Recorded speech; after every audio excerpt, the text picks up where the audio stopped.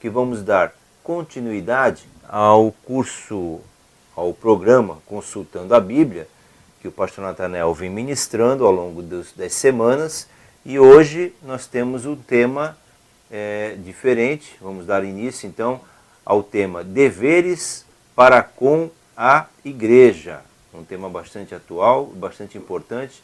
Eu vou então aqui no sistema de perguntas e respostas, faço a pergunta ao pastor e ele responde consultando a Bíblia.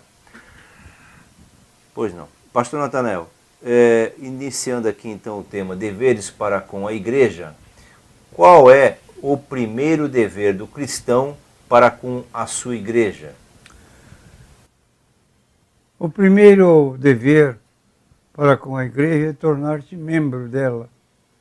Como base bíblica, nós apontamos Atos 2, 47 e Atos 6, versículo 7, que passamos a ler. Atos 2, 47, louvando a Deus, caindo na graça de todo o povo, e todos os dias acrescentava o Senhor à igreja aqueles que se haviam de salvar. Agora, passando para Atos 6 e 7, e a multidão dos que criam, tanto homens como mulheres, crescia cada vez mais. Atos 5, versículo 14. E em seguida, e crescia a palavra de Deus, e em Jerusalém se multiplicava muito número de discípulos, e grande parte dos sacerdotes obedecia à fé. Atos 6, versículo 7. Não são todos os cristãos, pastor, nascidos de novo, automaticamente membros do corpo de Cristo? Sim, pois todos nós fomos batizados em um Espírito, formando um corpo, quer judeus, quer gregos, quer servos, quer livres, e todos temos bebido de um Espírito. 1 Coríntios, capítulo 12 e versículo 13. Muito bem. A próxima pergunta. Por que, então, é necessário que os novos convertidos se tornem membros da igreja? Unir-se à igreja local, tal qual o batismo nas águas, é uma expressão exterior de um ato interior. O Espírito Santo une o novo convertido a Cristo, como a vara é unida à videira. Esta obra faz-se pelo Espírito e registra-se no céu, mas é necessário que o povo convertido reconheça como consumada esta obra espiritual e não deve repudiá-la. Se com a tua boca confessares ao Senhor Jesus e em teu coração creres que Deus o ressuscitou dos mortos, serás salvo, porque com o coração se crê para a justiça e com a boca se faz a confissão para a salvação. Romanos, capítulo 10, versículos 9 e 10. A fé que existe no coração deve ser confessada com a boca para que se complete a salvação. O novo crente deve, da mesma maneira, confirmar de um modo visível o que teve lugar no seu coração e no céu. Muito bem. Você está ouvindo o programa Consultando a Bíblia, que é um oferecimento da Igreja Evangélica da Paz. Estamos aqui dando o tema de hoje, Deveres para com a Igreja. Próxima pergunta, pastor Natanael. Existe outra razão para que o novo crente se una à igreja local? Sim. Ele agora é membro da família de Deus e, naturalmente, deve procurar a comunhão com seus irmãos e suas irmãs no Senhor. E ainda temos a ler a respeito em 1 João 3,14. Nós sabemos que passamos da morte para a vida, porque amamos os irmãos. Quem não ama seu irmão, permanece na morte. E, pastor, quais são as vantagens em pertencer a uma igreja? São muitas. A pessoa recebe regularmente o ensino da palavra de Deus. Segunda, a pessoa terá oportunidade para o serviço cristão. Terceiro, a pessoa gozará dos privilégios do culto coletivo com outros membros do corpo de Cristo. E quarto, a pessoa terá a oportunidade de unir a sua cooperação às dos demais com o fim de obterem maiores resultados. A pessoa receberá assistência pessoal no tempo de qualquer precisão. E sexta, a pessoa terá o gozo da comunhão espiritual com aqueles que são da mesma fé e da mesma experiência em Cristo. Pastor Natanael, depois então de se tornar membro da igreja local, qual é o dever para com aquela igreja? O membro deve comportar-se de tal maneira que sua vida honre a igreja e não a manche. Está escrito na Bíblia em 1 Pedro 2,12, em conjunto com 1 Coríntios 10 e 32. Vamos ler 1 Coríntios, capítulo 10, versículo 32. Portai-vos de modo que não deis escândalo, nem aos judeus, nem aos gregos, nem à igreja de Deus. Aí está a posição normal, natural, que deve existir dos membros da igreja em correspondência de responsabilidade. Agora, esse é 1 Pedro 2:2, lemos assim: o crente deve assistir ao maior número possível das reuniões da igreja para aproveitar ao máximo do conforto espiritual. E no livro de Hebreus, capítulo 10, e versículo 25, não deixando a nossa congregação, como é costume de alguns, antes, admoestando-nos uns aos outros, e tanto mais quanto vedes que se vai aproximando aquele dia. Repetindo, Hebreus 10, 25. O próximo dever aqui, pastor, o item 3, então, seu terceiro dever. Deve o quê? Deve acatar o pastor de sua igreja. Muito lógico, né, pastor? Muito... Não só acatar, mas ser fiel, leal. Ser leal. Hebreus 13, 17. Uhum. Quer que eu leia para o senhor? Pode ler. Eu vou ler um pouco para que o senhor possa, então, descansar um pouco aqui dessa longa explicação. Obedecei aos vossos pastores e sujeitai-vos a eles, porque velam por vossas almas como aqueles que hão de dar conta delas, para que o façam com alegria e não gemendo, porque isso não vos seria útil.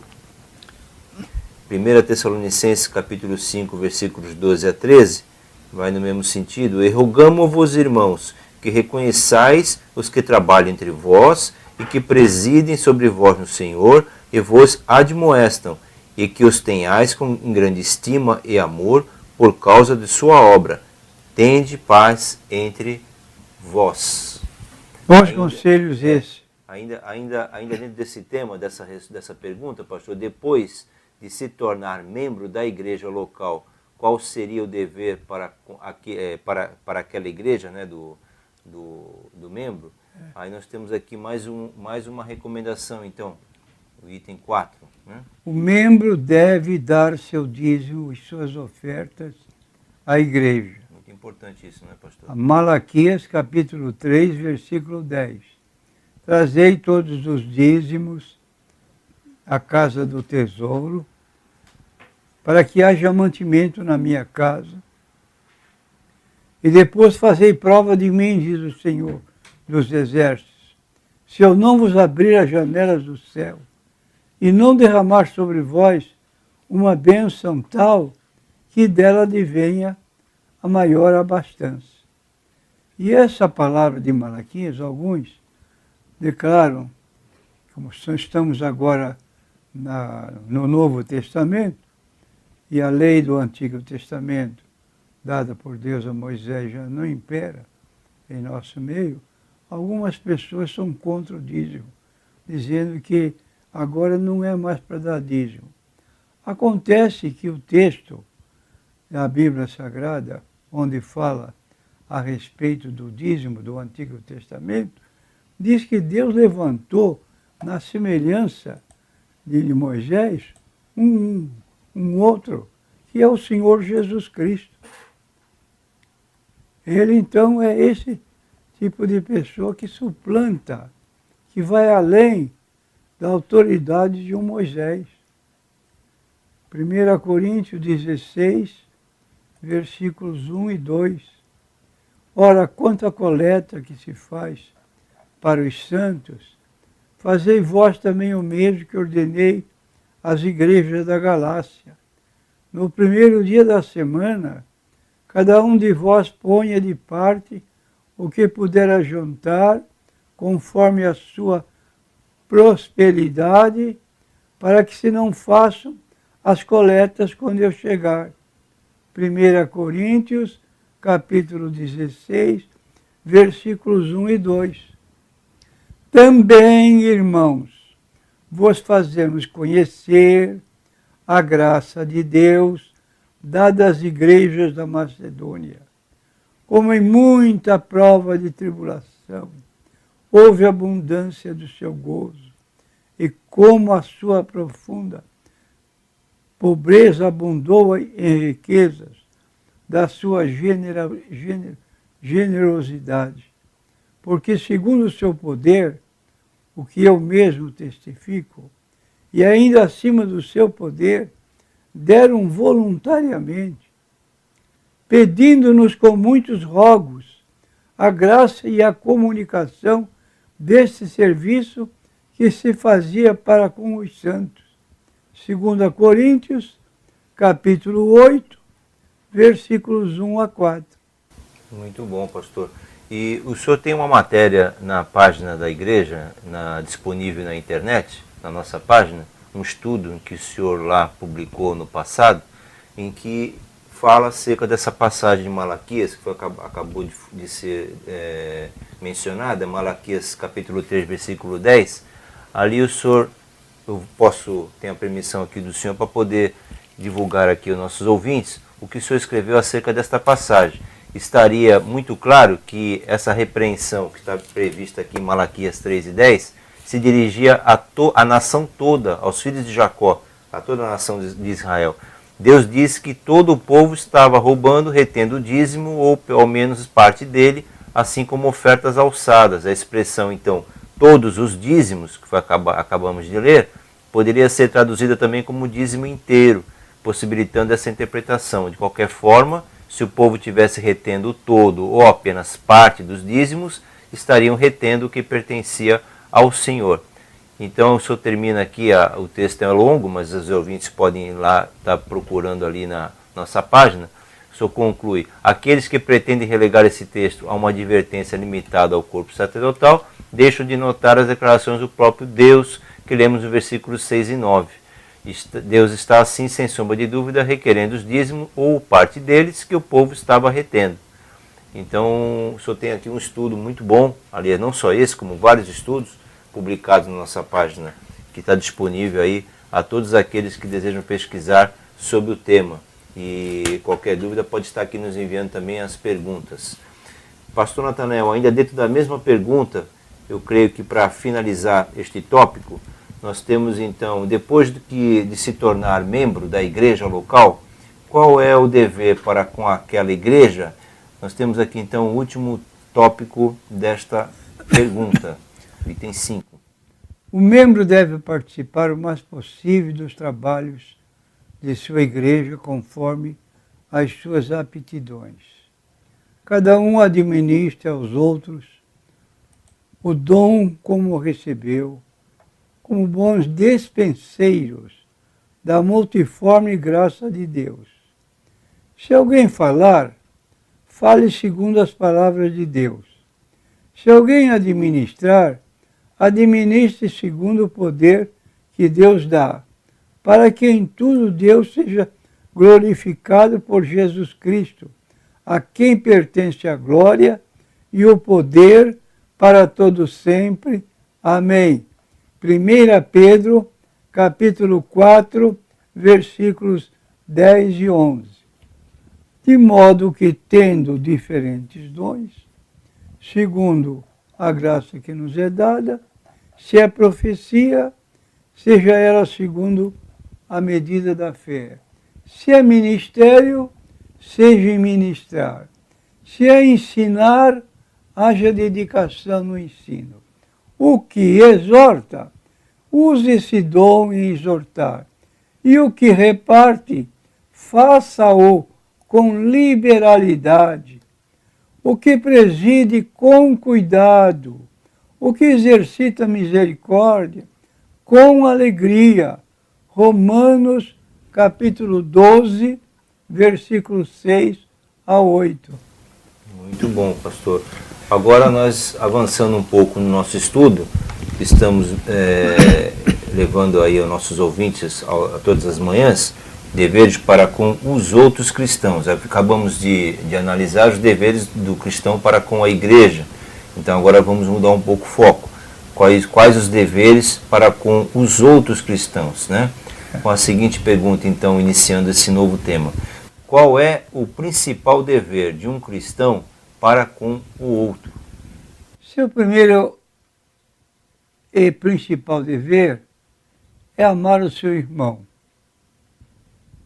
Um novo mandamento vos dou, disse Jesus, que vos ameis uns aos outros, como eu vos amei a vós, que também vós uns aos outros os ameis. Nisto todos conhecerão que sois meus discípulos, se vos amardes uns aos outros. João capítulo 13, versículo 34 e 35. E ainda encontramos em 1 Pedro 1, 22. Purificando as vossas almas na obediência à verdade, para a caridade ou amor fraternal não fingida. Amai-vos ardentemente, uns aos outros, com um coração puro. Essa é a recomendação, que são deveres dos outros cristãos, de cristãos para com outros cristãos. E como se deve expressar esse amor, pastor? Esse amor deve expressar-se não somente em palavras, mas em ações. E um exemplo disso é João 3, 17 e 18. Porque Deus enviou seu Filho ao mundo, não para que condenasse o mundo, mas para que o mundo fosse salvo por ele. Quem crê nele não é condenado, mas quem não crê já está condenado, porquanto não crê no nome do unigênito Filho de Deus. E quais são alguns desses atos de amor que o cristão precisa, né? Pratica para com o seu irmão? Ser benigno e misericordioso. Antes, Efésios, né? Efésios 4, 32. Antes, sede uns para com os outros, benignos, misericordiosos, perdoando-vos uns aos outros, como também Deus vos perdoou em Cristo. Repetindo Efésios 4, 32. O próximo ato de amor seria o quê? Suportar E perdoar. e perdoar. Suportando-vos uns aos outros e perdoando-vos uns aos outros, se algum tiver queixa contra o outro. Assim como Cristo vos perdoou, assim fazei vós também. Colossenses capítulo 3, versículo 3. E ainda Mateus 18, versículo 35. Assim vos fará também o meu Pai Celestial, se do coração não perdoardes cada um a seu irmão as suas ofensas. 3. Considerar os outros superiores a si mesmo. Filipenses capítulo 2, versículo 3. Nada façais por contenda ou por vanglória, mas por humildade. Cada um considere os outros superiores a si mesmo. Temos ainda a servir. 1 Coríntios 10, 24. Porque vós, irmãos, fostes chamados à liberdade. Não useis, então, da liberdade para dar ocasião à carne, para servir-vos uns aos outros, pela caridade. Gálatas 5, versículo 13. Ninguém busque o proveito próprio.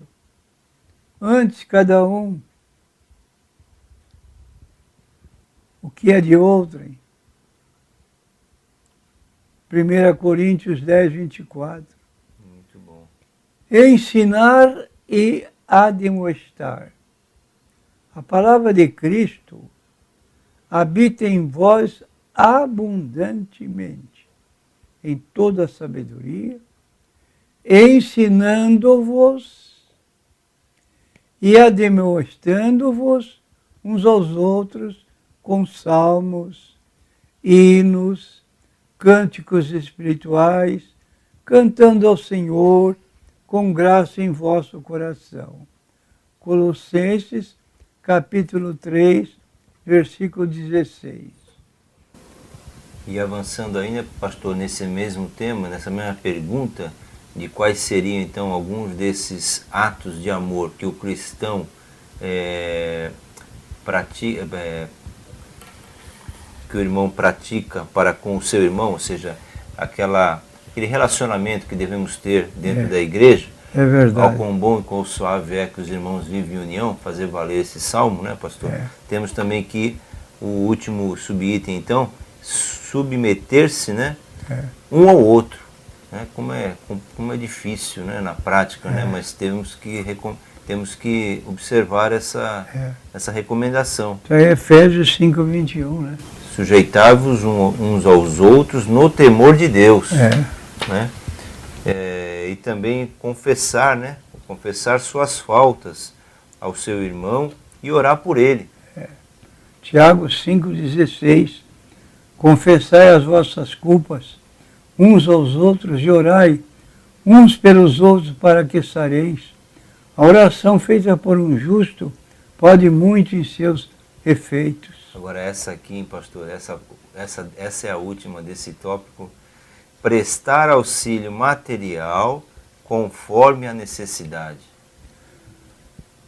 Isso está baseado em Tiago capítulo 2, versículos 15 a 16. Nós lemos já, mas o versículo 16 não. Aliás, lemos o 16 e deixamos o 15. E se o irmão ou a irmã estiverem nus e tiverem falta de mantimento cotidiano, e alguns de vós lhe disser, ide em paz, aquentai-vos, fartai-vos, e lhe não derdes as coisas necessárias para o corpo, que proveito virá daí? E como vemos isso, né, pastor, infelizmente, né, não no nosso meio, graças a Deus, que aqui nós pregamos o amor entre os irmãos, e a fraternidade, né, mútua, né? Mas é para se pensar e se meditar nessa questão. Estamos já praticamente chegando ao nosso final, pastor, mas eu creio que ainda dá tempo de dar uma pincelada no próximo item relativo a esse tema, deveres para com os outros cristãos dentro da igreja. Nós temos aqui a seguinte indagação: qual dos itens supramencionados que acabamos de ler, que desobedecido traria graves consequências? Acabamos de ler então todos os itens, né, que seriam os deveres dos cristãos uns para com os outros. Foram 8 no total. Então nós vamos agora tentar rebater um por um, né, acerca de caso de desobediência, qual seria então a consequência, pastor? Vamos apenas dar uma pincelada aqui para deixarmos para a próxima semana esse... Se não perdoarmos aos nossos irmãos, a consequência é: nosso Pai Celestial não nos perdoará. Esta declaração de Cristo foi proferida em conexão com a oração dominical e recebeu ênfase de sua parte nessa extensa parábola. Mateus capítulo 6, versículo 15. Se, porém, não perdoardes aos homens as suas ofensas, também vosso Pai vos não perdoará as vossas ofensas. Pois é, pastor. Nós temos também uma citação bastante longa, que é acerca da parábola contida no Evangelho de Mateus, capítulo 18, versículo 21 a 35, que infelizmente, pela falta de tempo, nós vamos ter que então abordar na segunda-feira e continuar então com essa meditação, com esse estudo.